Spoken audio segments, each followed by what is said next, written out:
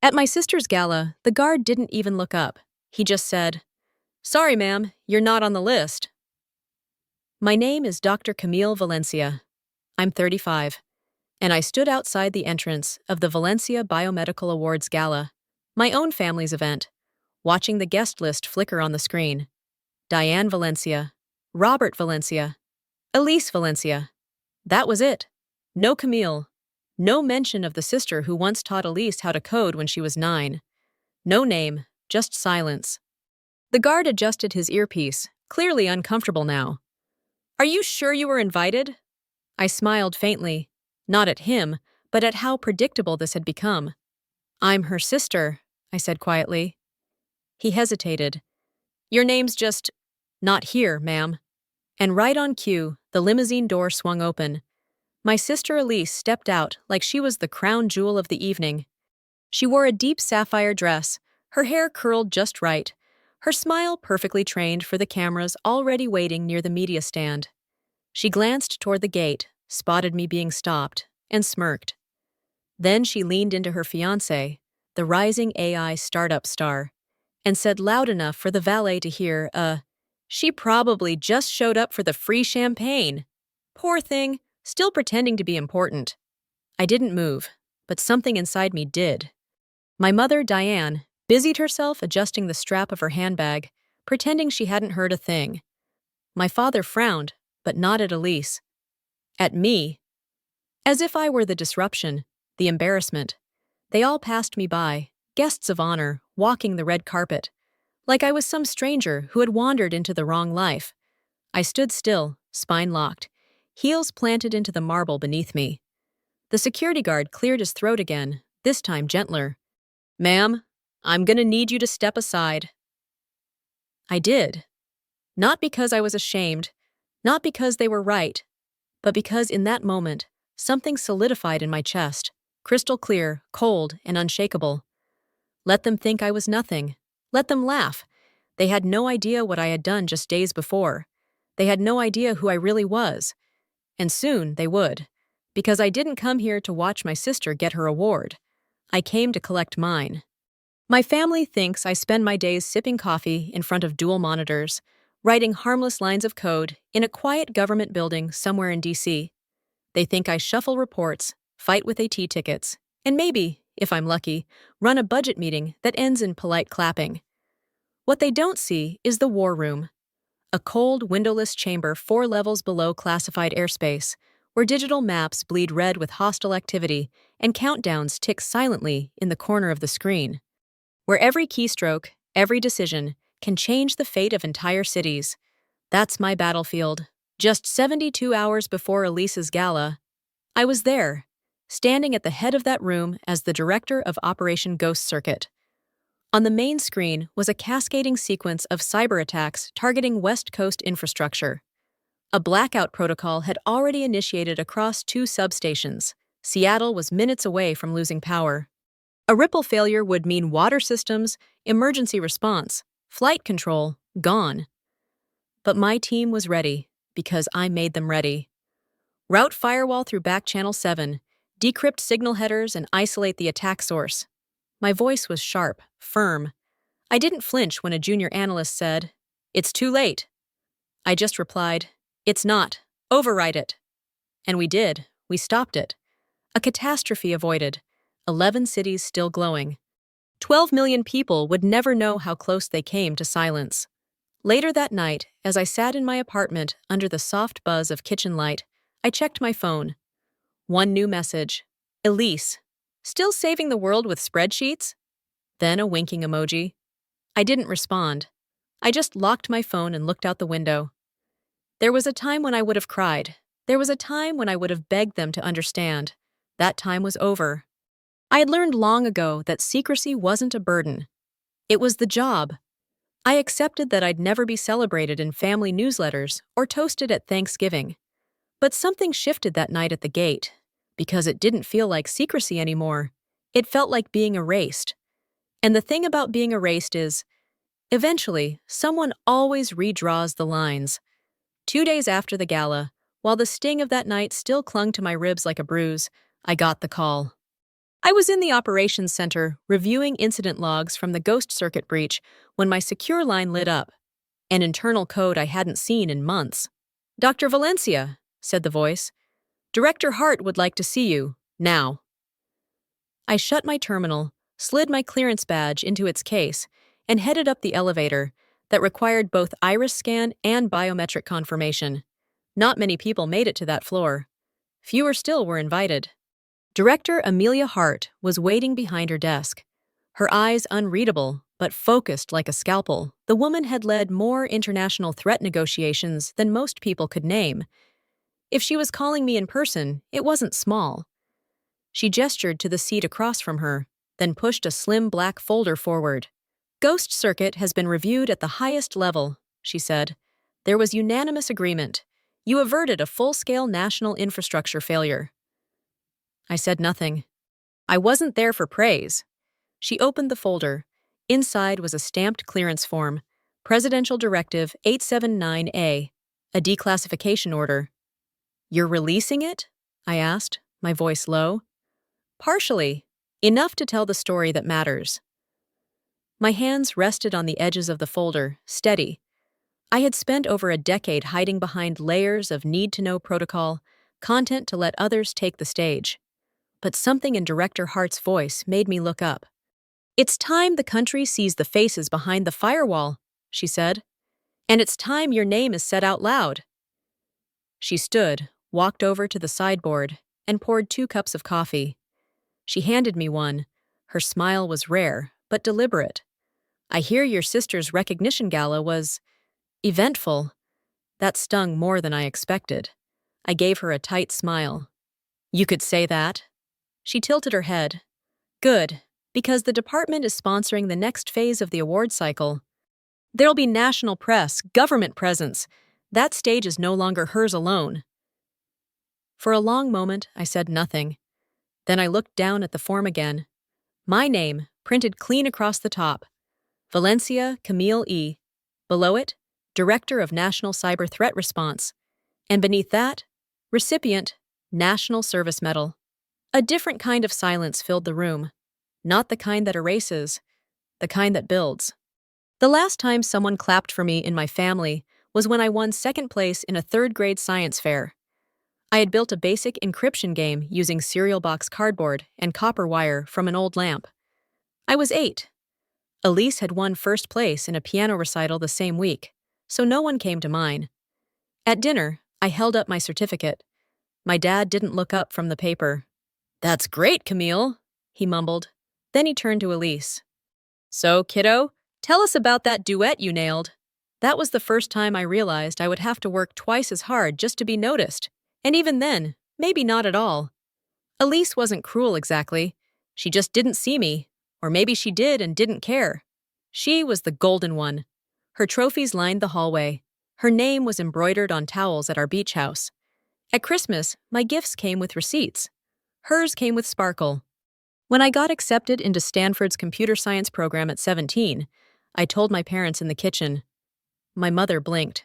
"Oh, wow. That's far. Do you really want to go so far away?" That was it. No celebration, no cake, no dinner out.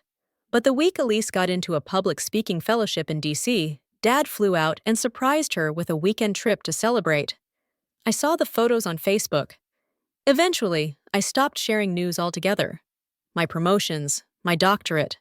Even when I was recruited into federal cybersecurity, I just emailed a life update to my parents with one polite paragraph. No reply. And still, I kept showing up. To birthdays, to holidays, to recitals and weddings and brunches. I kept waiting for a day when they would look at me and see something more than the quiet shadow trailing behind Elise's spotlight. But it never came. Not until that moment, 2 weeks ago, when I stood outside the gala in heels and a black dress I'd picked carefully, and was told I wasn't on the list. The worst part wasn't being excluded.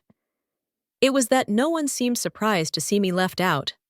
I stood there watching them all disappear through glass doors that led to chandeliers and speeches and celebration. And in that moment, something inside me stopped waiting. Not for permission, not for applause, and definitely not for them. 4 weeks later, I arrived at the very same venue, but this time, the marble steps didn't feel cold beneath my feet. A black government vehicle slowed to a stop in front of the red carpet. The driver stepped out, opened my door, and I emerged in full formal uniform, navy blazer, silver trim, the department insignia gleaming on my chest. My heels clicked sharply against the pavement. This wasn't revenge. This was reclamation. The Valencia Biomedical Gala had outgrown its private ballroom and was now backed by the State Innovation Committee. National coverage, federal representatives, high-level security, and Director Amelia Hart had arranged for my formal recognition to be added. Unscheduled, but sanctioned, strategic. At the top of the steps, Elise was already posing for photos. Her sequined gown shimmered as cameras flashed around her. Her fiancé stood by her side, radiating startup charm. She looked down, then froze. Her smile faltered for just a second. Then it returned, strained now. She leaned into him and whispered something. I didn't need to hear it. I'd seen that exact look since we were kids. Her eyes scanned the crowd, then landed on the person walking beside me, Director Hart. In a tailored suit, heels sharper than mine, and posture forged in high-level command rooms, Director Hart walked with the kind of presence that turned heads. She nodded at the nearest security officer, who immediately stood upright. Dr. Valencia has full clearance, she said, voice crisp. The man who had stopped me weeks before? He was now pale and scrambling to lift the velvet rope. Ma'am, I didn't realize. I gave him a small nod, calm and unbothered. It's all right. You were just doing your job. As we passed the crowd, I felt eyes on me, people turning, whispers behind manicured hands. The air was changing. Something about the way Director Hart walked half a step behind me, something about the badge on my lapel, and the silence that followed my name. Inside the grand hall, names were being checked again. This time, mine was not just on the list. It was engraved on the program. Third keynote, National Service Recognition. At the family table near the front, my mother clutched her clutch tighter. My father sat stiff as a board. Elise was talking fast to a woman in a green dress, but kept glancing at me. I didn't rush. I didn't smile. I took my seat beside Director Hart and folded my hands. Let them feel it. Not shame, not spite. Truth. The kind that doesn't need to announce itself, but when it walks in, the whole room changes. The lights dimmed. A hush fell over the room as the evening's MC, a former NIH director, stepped up to the podium. Behind him, a gold seal of the State Innovation Committee glowed on the projector screen. He welcomed donors, introduced the lead sponsors, and praised Elise for her research on neural interface systems. When Elise stepped on stage, the crowd applauded like she was royalty. She soaked it in, eyes twinkling. She thanked the committee, her lab team, and then glanced toward our parents. And of course, my family, she said sweetly. Especially my sister Camille, who's here tonight, proving that yes, even spreadsheet people can make time for real science. Laughter, light, playful, just enough to draw chuckles from the front tables. I didn't move. Director Hart didn't blink. And the moment passed, but something was shifting. The MC returned, cleared his throat, and tapped the microphone twice.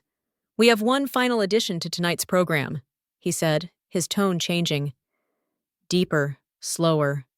This recognition was not listed in the original program due to classification restrictions, but as of 48 hours ago, a partial declassification order was authorized.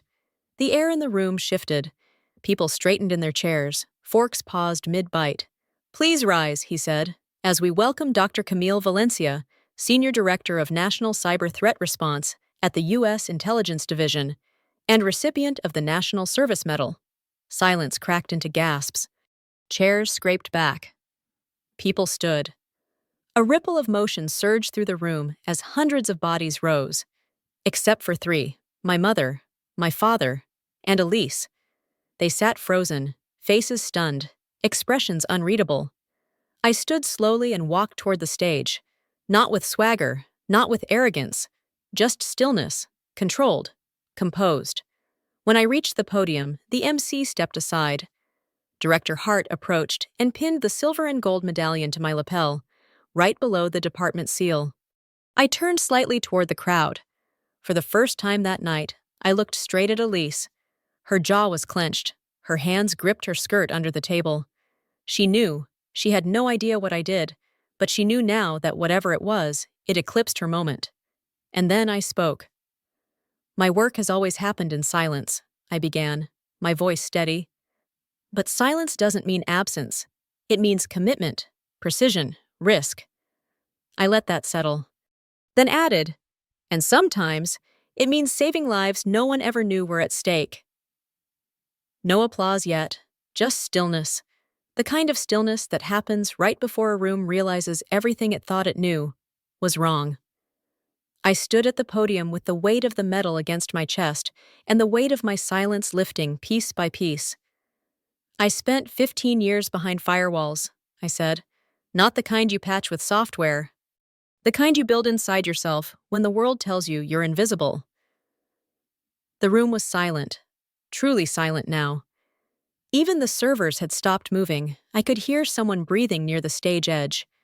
I glanced toward the table where my parents sat. My father was staring straight ahead, lips pressed into a thin line. My mother blinked fast, as if trying to reconcile the uniform with the girl she once told to stick to the safe path. I didn't come here to prove anything, I continued. I came because the truth deserves a voice. I came because quiet does not mean small. Because you can serve in silence and still carry power. Then I told them, without violating any clearances, about Operation Ghost Circuit. I told them that a foreign-backed malware assault had nearly paralyzed our cities, that our hospitals, flight systems, and power grids were minutes from collapse, that the reason they never heard about it was because it never happened, because we stopped it, because my team and I made the right call before anyone knew there was a threat. I could see people exchanging looks, scientists, executives, government officials, leaning closer in disbelief. But this medal, I said, tapping the one now shining in the spotlight, isn't just for me. It's for every analyst who works in the dark so others can sleep in peace. It's for those who aren't on the guest list but show up anyway. The applause didn't erupt right away. It built, soft at first, then louder. And louder, until the hall trembled with it. I stepped back, heart pounding, not with nerves, but with release. Director Hart met me at the bottom of the steps. She didn't say anything, she just nodded once. As I walked back to my seat, I passed the family table. Elise's eyes followed me. Her perfect smile was gone. Her fiancé had his arm on the back of her chair, but didn't say a word. My mother reached for her glass with trembling fingers. My father looked down. For once, he had nothing to say. And for the first time in years, I didn't need him to. Because I didn't come here to be chosen. I came to choose myself, and the room finally listened. 3 weeks later, I returned to my parents' house for the first time since the gala. The air was quiet in that way only childhood homes can be, stilled by history, thick with memories. I noticed the same faded rug in the foyer. The same framed photo of Elise in her college graduation robe hung above the fireplace. But something new stood in the living room, a handcrafted glass display case, lit gently from within. Inside were a few familiar pieces. My grandfather's folded flag, my father's military badge, Elise's national research plaque. And right in the center, balanced perfectly between them all, my National Service Medal. Beside it, a framed photo of Director Hart pinning it to my jacket, the crowd rising behind us. I stood there for a long moment. "She made him build it," a voice said from the hallway. It was my mother. She stepped into the light, holding a plate of tea cookies, like we were still in '98. "Elise?" I asked. She shook her head. "No, your father." Then added, "He ordered the case 3 days after the gala." I turned slowly, unsure of what I was feeling. At dinner, no one compared. No one corrected. Instead, my father asked, "How do you manage interagency cyber protocols between DHS and Defense? That must be tense." It wasn't sarcasm, it was genuine. He wanted to know. For the first time, I answered him without hesitation. We talked about risk layers, defense thresholds, and foreign probes disguised as research pings. He listened, not to interrupt, not to redirect, but to understand. Later that night, on the back porch where Elise and I used to swing barefoot in the summers, she sat beside me. Neither of us spoke for a while. Then finally, she said, "I didn't know." I didn't need to ask what she meant. "I know," I replied. "You weren't supposed to." She stared at the sky, fingers nervously twisting the ring on her hand. "I always thought I was the one carrying the weight," she said. "The one doing something important." I smiled softly. "You are important, Elise. You always were. But so was I." She looked at me, and in her eyes, I saw something I had never seen before. Not jealousy, not pity, but respect. "I'm proud of you," she said. I nodded. "I'm proud of me too." Because this wasn't about winning. It was about being whole, without needing their applause to feel complete. And for anyone who's ever been left off the list, I'll tell you this. You don't need a spotlight to matter. You just need the truth. And when it finally walks into the room, it doesn't knock. It takes its place. And so did I. So did Tint.